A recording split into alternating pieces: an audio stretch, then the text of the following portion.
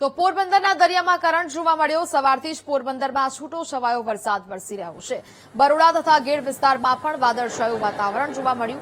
મનપા દ્વારા જાહેર ચેતવણીનું બોર્ડ પણ લગાવવામાં આવ્યું છે। તો વહેલી સવારથી જે આ વાદળછાયું વાતાવરણ જોવા મળ્યું છે, સાથે સાથે પોરબંદરના દરિયામાં કરંટ જોવા મળ્યો છે। ઊંચા મોજા ઉછળી રહ્યા છે।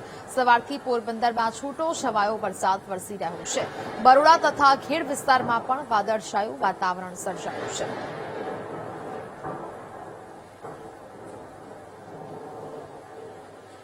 પોરબંદરના વાતાવરણમાં 2 દિવસથી આ પલટો છે તે જોવા મળી રહ્યો છે। વાદળછાયા વાતાવરણ વચ્ચે પોરબંદર શહેરના અનેક વિસ્તારોમાં વરસાદી ઝાપટા છે તે વરસી રહ્યા છે।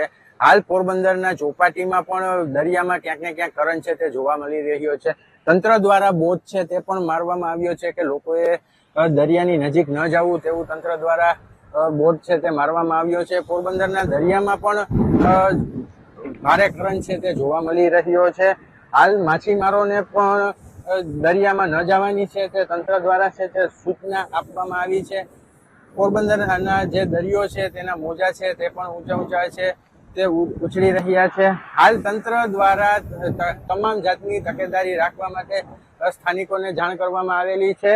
આ વરસાદી ઝાપટાને લઈને બરડા પંથક અને ઘેડ પંથકમાં પણ ખેડૂતો છે તે ખુશખુશાલ જોવા મળી રહ્યા છે। જય થાનકી, વીટીવી ન્યૂઝ।